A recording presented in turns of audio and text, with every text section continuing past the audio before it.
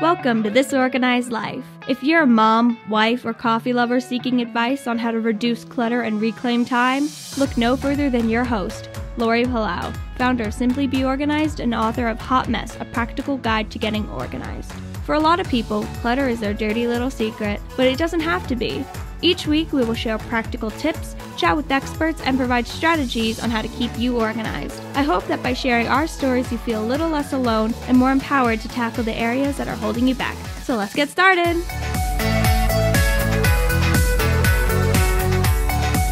Hi, everybody, and welcome to today's episode of This Organized Life podcast. I'm your host, Lori Palau, and I am really excited because we are kicking off this new segment called Ask an Expert. So a lot of you guys have been asking questions kind of behind the scenes in our Facebook group, DMing me. And I said, why don't we bring this into the conversation? Because I think we can all learn from one another. And it's a great way to incorporate you guys, my community out there, and just kind of share where you are in your journey of an organized life. And so joining me today is a mom of three, Jenn Fredeman. And Jenn has been a longtime listener, and she's reached out to me with a couple of questions. And I said, let's table this before I answer them, and we can get you on our Ask an Expert series. And so without further ado, I am going to bring Jenn out to the show. Welcome, Jenn. Hi, Lori. Thank you for taking the time to speak with me. Oh my gosh, thank you. So before we get to your question, if you want, just tell our listeners just kind of top line a little bit about you and kind of your family life situation. Okay, great. So yes, my name is Jenn. I have three small kids. Their ages 10, 5.5, and 3.5. And I currently work part-time. And my question here today is related to party planning. I'm hosting a 70th birthday party for my parents. They'll both turn 70 in September. So far, I've booked a place. I've set a date for September 21st. And I've sent out some invitations to family members who are out of state to give them some time to, make travel arrangements. I've also started a Pinterest board to try and gather some ideas for the party.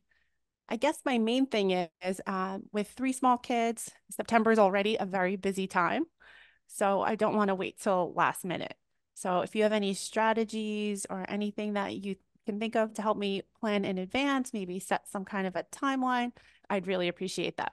Okay, I love this question for so many reasons. First of all, my niece is getting married on September 21st. So I know firsthand how quickly that time is approaching.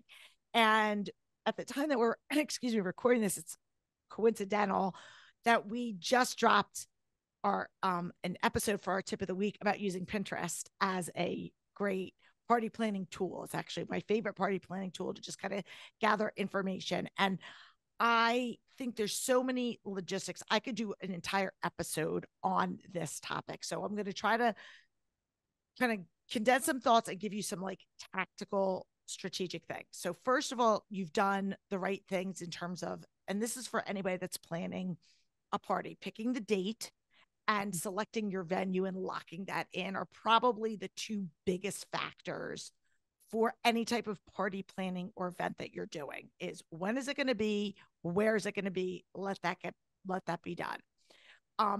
Again, the third thing is, which again, you start to do is communicate with the people who are going to be attending that event, whether that's a save the date, whether that's creating a Facebook event page, if it's a public event, whatever that is, having that communication piece for people, because we all know that we get inundated with things, especially with our kids and their activities and parties and this, not.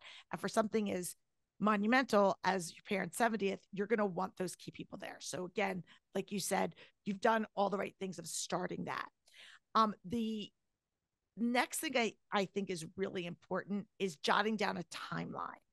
And that you could do that in whatever mode works for you. I'm a huge Google Sheets, Google Docs person. That's just how I roll. I like that because it's easy for me to share it with people. It's easy for me to edit, update. print what I need. But if you are somebody that is old school pen and paper, that's fine. But I think having a almost like a detailed punch list, if you've ever done any type of a home improvement project or anything that you're doing, you kind of want to have that punch list of all the things that you're going to need. So I would just start by brain dumping. What are the things that I'm going to need for this event? So in your case, it might be we're going to need flowers. We might need I might want to do I might need photographs of my parents through the years. So I'm going to need time. So all of the things, and you can approach it a couple of different ways. One of the ways that I like to approach is what do I want it to look like in the end, and then reverse engineer it. So think about the finished project, right? Like the day of, what do I want that place to look like? What do I want to feel like? What do I want to happen? Because there are so many details. And I always say the differentiator with party planning that's really a huge success and you enjoying the process versus it being frazzled and harried and overwhelming and stressful is the details. The devil's in the details. And so we want you to be able to enjoy this time. We want you to be able to, and there's always going to be those last minute unexpected things, but the more that you can be proactive in planning, and time always goes faster than we think it's going to. I just got done hosting or planning this big charity event that I do every year. I've been doing it for 10 years. This is a well-oiled machine, and we still have things that we are constantly like have to stay on top of. You have to do early. So if you're going to, so in your case, I would think party planning, you're like, okay, are we hiring a DJ? Is there going to be music? Like, think about just, are we going to have music? If so, are we just going to like put on a Spotify playlist, which is totally fine?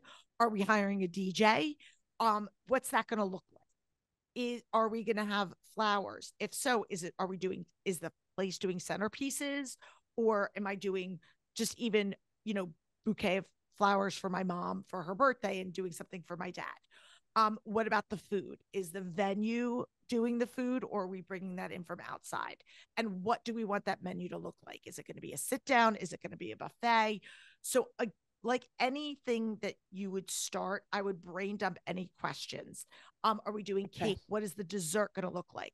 Is there going to be any type of a favor giveaway? Are we doing any fun little things like a favor of like a wine glass that's customized, or a wine bottle with their birthday, their birthdays on it, or a personalized cookie? I don't know, all the little like things, the details that are going to go into it. And then I would look to try to assign people. I think every event needs to have and again, are you going to do invitations? Sorry, I'm like brainstorming as I'm talking. Are you going to do Evite paperless invitations? Are you sending out invitations? If you're sending them out, when do you want to get them sent out by? Are you going to be doing all the addressing? Do you have somebody that's going to do it? All the buying of the stamps, getting all of that out. How are you going to RSVP? Who's going to be responsible for that? So all of those details, and then look at who are my core committee. And what are the people as you spearhead this, and you might be the driver in all of it, but do you have, your parents' friends? Do you have siblings? Do you have, your husband? I know your kids are young, but like, who are the people that are kind of on your team that are going to help you with little bits and pieces? And maybe it's somebody driving to pick up this. What are the things that people are going to need? So figuring out what are the different categories of things that need to get done, and then develop a timeline of, okay, if we're going to do this like photo montage, I need to go through either digital photos, physical photos.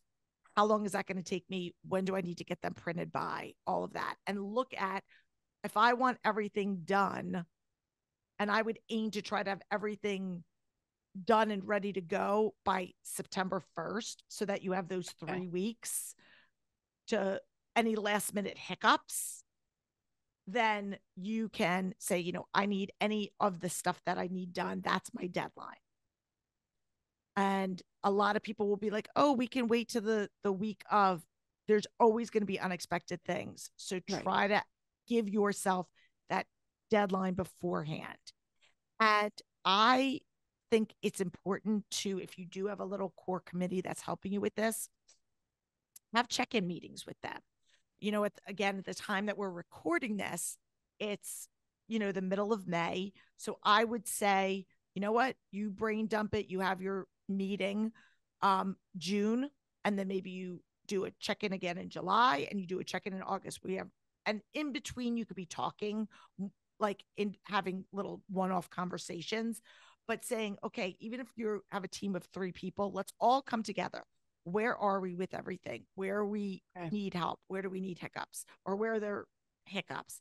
Because that way, if you have that communication piece, somebody can pick up where the other person might need some help. That's a great idea. The other thing is figuring out from a time blocking standpoint, when are you going to dedicate your time? And this is a really big piece. And we talked about this like on the vacation planning episode that we did. When you're already working part-time, you running a household full-time with 3 young kids. So you're not sitting there with a lap of luxury of all this free time. So now you're adding another project to your already busy schedule. So I would try to carve out dedicated time that you're going to maybe make phone calls, or you're going to spend, if you're working on the photo project, for example, I'm going to, when can I carve this into my schedule and put those on your calendar? I'm working on this for, 2 hours on Saturday, and that way you communicate with your husband, or you have somebody take the kids, or whatever it looks like, so that you can actually find time to do that. Because if you are looking to just piecemeal it, that's going to just be more stressful for you. And it also will allow you to then say, okay, I know when I'm going to address this. As opposed to going, oh, I have to do it every time something comes my way. You are more proactive than reactive. I don't even know if this is, I was going to say the third, but I don't even know what number this is. You already gave a lot of good tips. I gave. The one other thing that I would say is, and this is just a little hack that I do for myself, is I have this running to-do list on my phone. I use the task for to-dos, but whatever to-do list, and I have a separate to-do list for any event that I'm planning. So that goes different. So if I'm like, I'm, on my way to work and I remember something that I need to do, or a phone call I need to make, or something I need to schedule, I can just even voice text it right into that running list, so that when I'm going back to party planning mode, I can just default to that list and go, wait, what was that thing that I thought of? Because maybe it's, you want to pre-print thank you notes for your mom, so that when it's time for her to do your parents to do thank yous, they don't have to do it from scratch. You could just have them here. We've already done that. So you could go, oh, wait, I had this idea, but I can't remember what it is. You could just go back to it. And then you go back to your list when you're in, that time block of working on it, and you have all the information in one central spot. That makes sense, right? As if you're already out and you're at Party City for something else, I could just grab something that I need for the party. Exactly. Yes. How does that land with you? With all, I mean, I know I just threw like a bunch of different things at you. No, that was so helpful. I already started taking down notes while you were speaking, and I think that is really helpful. In terms of the committee, my brother did say he's willing to help, but he's also a couple hours away. So maybe just giving him that Google Doc and saying, this is all of the things that I think I have to do. What can you help me with? And then maybe that gives him the option to say, like, this is something I could do. I could order, something that we need for the party. Yes, absolutely. I think that's great. I think tapping into people, and this is just a general rule for any type of event, whether it's a party or a, like a school function or whatever, tapping into where people are good at and what they can do from where, with their own bandwidth, whether that's their like logistical, like I'm not in the town, but I can order these things online and have them delivered, or I can make these phone calls or send these emails or do whatever, I think is great. And also like where people like, oh, I'm really crafty and I'm somebody that would love to make a centerpiece. You know, if you've got somebody that really enjoys that, you know, like I know for me, I come up with great ideas, but I might not want to sit there and actually do it. But I've got other friends who are really crafty and they're like, oh, I'll Cricut the, you know, all these things. So finding those people that are volunteering in areas that align with them, where is a great way to do it. And the other thing, if I didn't say it, is be very specific with expectation in terms of timeline. So like if you say to your brother, for example, can you order these? I would be very specific of like, can you order them by such and such a date? Because this is where we have ideas in our mind of, well, I would do it now, but somebody else is a procrastinator. And so they're like, yeah, I'm going to do it. And they're like, okay, I'll do it 3 weeks from now. And in your mind, you're like, I asked you to do it. Why didn't you do it? And they're like, well, I am. I just haven't done it yet. So this is where a lot of disconnect comes in. So just as the leader of this committee of running, I think, again, it's not about being a dictator or bossy. It's just about being clear in the communication of, we're looking at all of this stuff in by such and such a date. We need to get these invitations out by such and such a date so that you have all the information. You're not chasing people down, as a really big differentiator between that disconnect with the leader and a committee member for any event that you're planning. And I really like the Google Sheets idea because, you know, a couple of my aunts have said, like, let me know if you need help. But sometimes I feel a little funny asking someone, like, can you please do this? You know, whereas just making it available and saying, like, here's all the things that I think that I need to do. If there's something that you'd like to help me with, you know, please let me know. It feels a little more like they have that option there to choose. Gives like them something specific. I think it gives them something really specific that they can do. And I have found that a lot of times people, when they do ask, most people genuinely do want to participate, but they often don't know the best way. They don't know the best way. And even sometimes the things that they might think of might be like, I don't really need that, or I don't really want that. So I having those different categories or different things down there to direct them is really a great way to empower people without you kind of either forcing it or having them volunteer to do something that you're like, I already had that covered. That's great too. And also I was thinking it's also a check for me. Like if there's something that I'm forgetting, like I'm writing everything out on my Google Doc and I completely forgot about tablecloths or something like that. Someone might say like, oh, did you happen to ask about tablecloths at the place? Right. You know, or something, you know, something like that. Yes. No, absolutely. I think you're on the right track, and it's great to have people that compliment you in areas that you know your own strengths, and there's people that can offset that. I know for me with my big event, the event's great, and I am all about like, you guys are awesome at this part and I'm great at this part.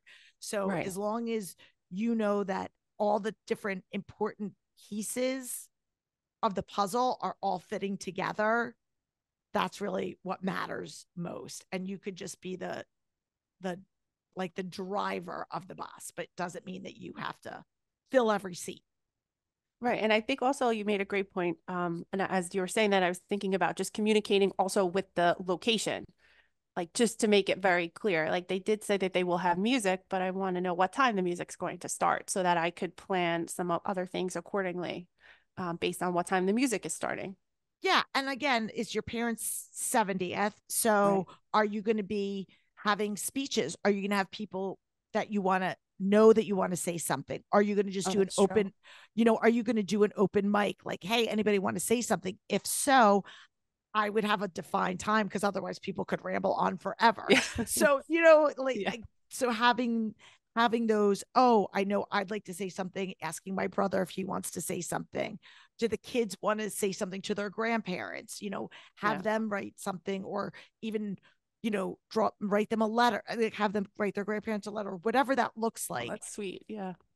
Those are the things that I think that's what make events really special. And those are the key pieces that if you brainstorm now, it gives you time to kind of prepare. And even asking your kids, especially the older two, what do you think? What would you like to contribute? Having that milestone with their grandparents. And if there's any other cousins, Yes. letting them have a little bit of a say, because I'm sure your parents live for your kids. So having that, even if it's a little tiny thing, will be monumental for them. Right. And also my brother has 3 kids also. So it would be nice for all of them to have the opportunity and have some time to work on something special for their grandparents. Maybe you guys do like a grandchildren cousins photo shoot, and you have a picture done, and Right. you give it to your parents. So again, that would be something that's like, oh, we're going to do that. Let's plan that. Or again, photographs. Are we having somebody take photographs? Are we just everybody's going to do it? Are we going to put throwaways on the table like we would, at a wedding? How are we capturing this? And what is that going to look like? And again, this doesn't have to be, it doesn't have to be super big. It could be, you could have this conversation if you're doing a backyard party or an in-home party. It's just, these are the questions that you're going to want to ask. That's great. And then if I could just ask one more question, Of one of the course. areas, okay, where I struggle sometimes is like I'll go to Pinterest and I'll find a lot of ideas, but then I almost find too many ideas that sometimes then I get a little overwhelmed as to, okay, like which idea am I trying to move forward on right now? So sometimes I struggle with that aspect. Like I have too many things that I want to do, Yes. and trying to narrow it down and find So something that so works. I so I like to start to look at themes and trends. So when Okay. I'm going in, so if you're looking at Pinterest for decorating ideas, Right. right? And you're in there and you're like, what are different ways that people have decorated a room or whatever? And you've been pinning a bunch of stuff. I know for myself, I will start to pin a lot of things that are similar in like. So Okay. I will start to look at trends like, okay, am I doing things? What are the things that seem to be popping up frequently, and what are the other things that are coming up? And if you have stuff that are all totally different, so if you're not having the like, oh yeah, I seem to be trending towards this. I do this a lot with people with when it's talking about organizing their space. I'll be like, pin a bunch of closets that speak to you, or pin a lot of, and I'll look and see if people are doing like minimalist or super glam or whatever. And I'll start to see like, oh, this seems to be the trend of what you're looking towards. Okay. So I do the same thing when I'm getting ideas for a party or an event. Now, if your stuff is all across the board, I would then come back and say, okay, what am I trying to achieve? Like, what is it really that I want this space to feel like? Are we trying? And then I would say, are the things that I'm pinning just stuff that I like? Because there's plenty of things that I like, but it doesn't mean I necessarily want them or I think they'd be a good fit for my party. And I talk about this with when you go shopping. There's plenty of clothes that I like, home decor that I like, but I don't necessarily have a place for it in my house, or it might not look right on me. And I can like something, but it doesn't mean that it's going to necessarily work for my life.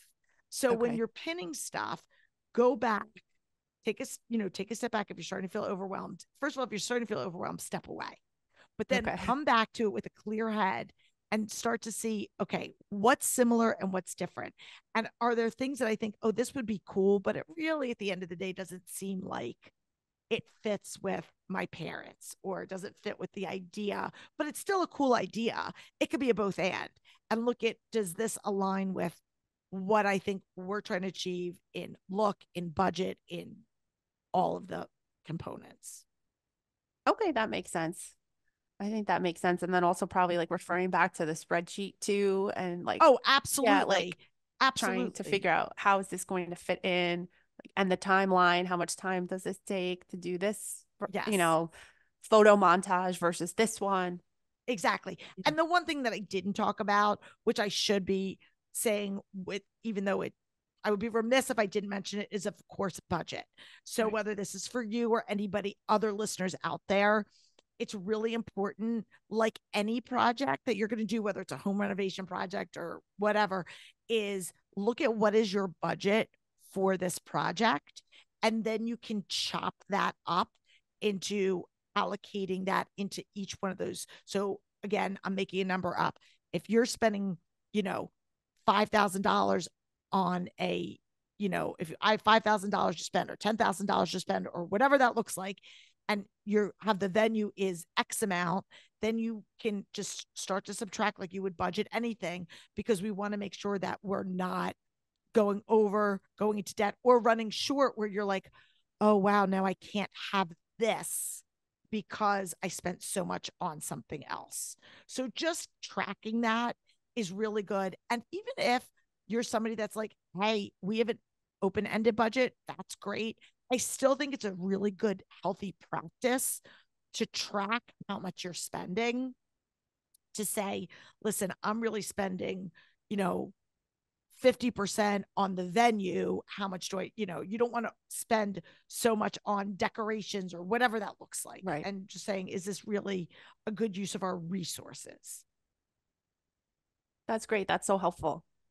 Yeah, absolutely. So, any other questions about it? I mean, again, I know I threw a lot of ideas out there. No, I think that's great. I think I'm going to start working on the spreadsheet, doing that Yep. brain dump. And then, like you said, I'll take all those other little items and kind of sort them into a timeline that would make sense. Yep. And then try and tackle each one maybe in a time block that I have. If it's an hour a week on a Wednesday night, like just try and Yep. get something done on that every Wednesday night. Yep. Absolutely. I love it. I love it. Well, you have to let us know. I can't wait. Your parents are going to love this. That's so great. Jenn, thank you for coming on our show. Thank you for being a loyal listener. And if you are out there and you have a question, it could be about anything, organizing, let us know. We'd love to have you on our show. We'd love to have you on our Ask an Expert. You can the link is right on our website, and we'll also drop it in the show notes. And again, thank you so much. So we'll be back with another episode of this Organized Life podcast.